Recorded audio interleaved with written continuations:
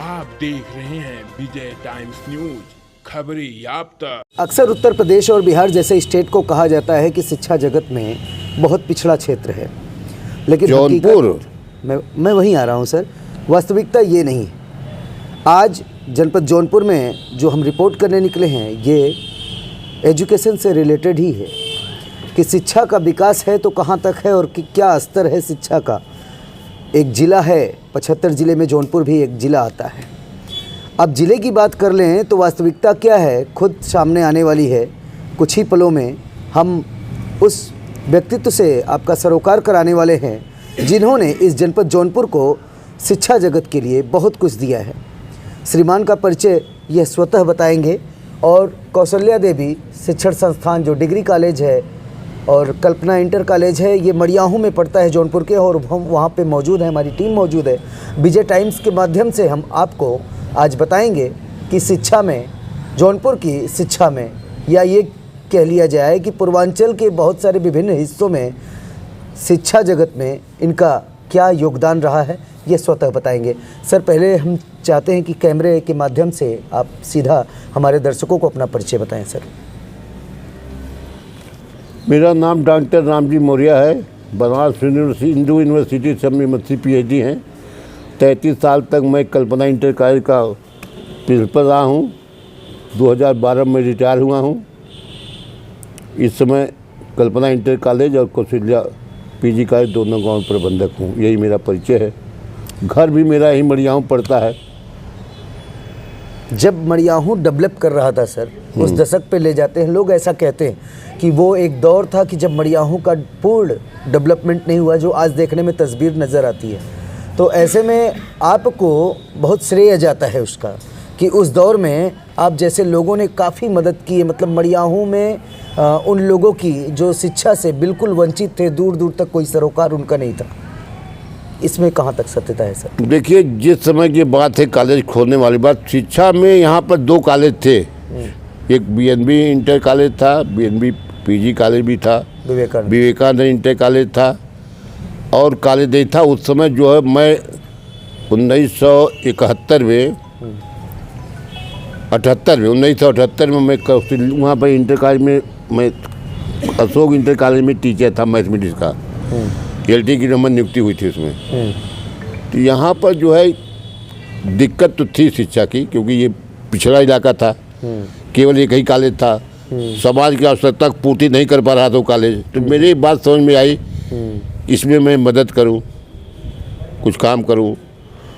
तो यहाँ पे एक छोटा सा स्कूल चलता था, प्राइमरी स्कूल, कल्पना प्राइमरी स्कूल, और हमारे भाई साहब चलाते थे। वो साल कंजर्वेशन इंस्पेक्टर थे उसमें। तो उसी को बढ़ा दिए, कहा यार इसको देखो इंटर कॉलेज करा दो। तो मैं जौनपुर रह करके वहीं पढ़ाता था। इसका पैरवी किया, पैरवी करा कर हमने इसको जूनियर हाई स्कूल मान्यता दिवा दिया 1982 में। तब से चालू हो गया। इसके बाद जब हाई स्कूल हुआ 1985 में ये, तो मैं यहाँ आके प्रिंसिपल नियुक्त हो गया। तब से मैं 17 साल तक बिना पैसे काम किया यहाँ पर। 1998 में विद्यालय ग्रांट इनेट पाया।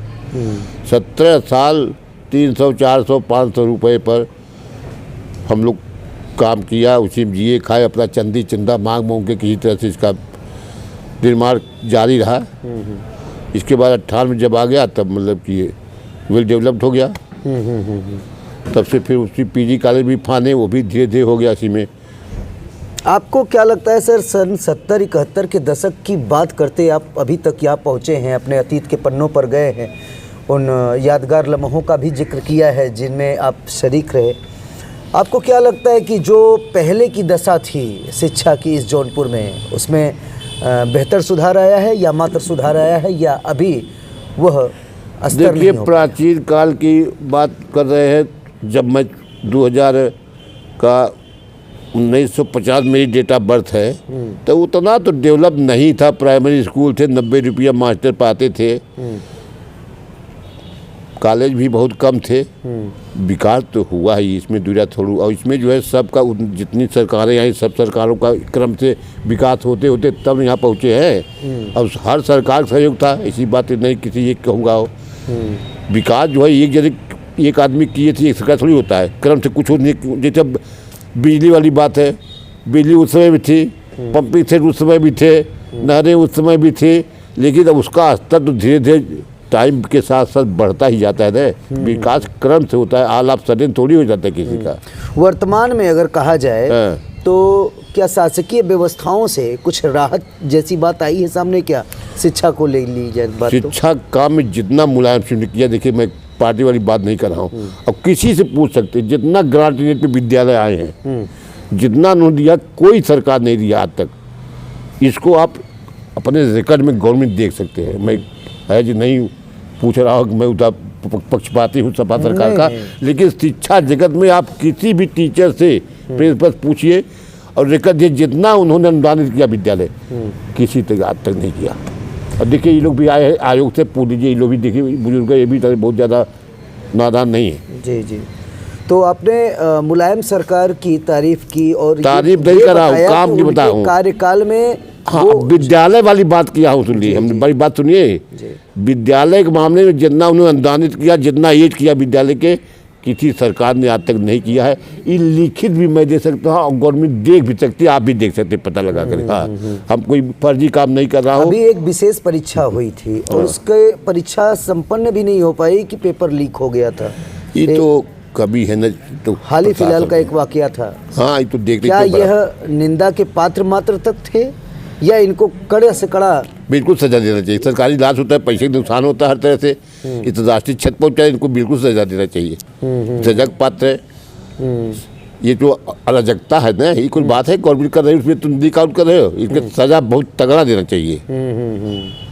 तो ये थे हमारे साथ वो शख्सियत जिन्होंने शिक्षा विभाग को और शिक्षा जगत को बहुत ही कुछ इस जौनपुर में दिया है और अपने अतीत के पन्नों को याद करते हुए वो हमको लगता है कि भावुक भी हुए और वो सारी बातें बताई जो अब तक उन्होंने अपने जीवन काल में महसूस किया। अपने आसपास की खबरों को देखने के लिए हमारे चैनल को सब्सक्राइब करें तथा बेल आइकन को प्रेस करना ना भूलें ताकि हर खबर पहुंचे आप तक।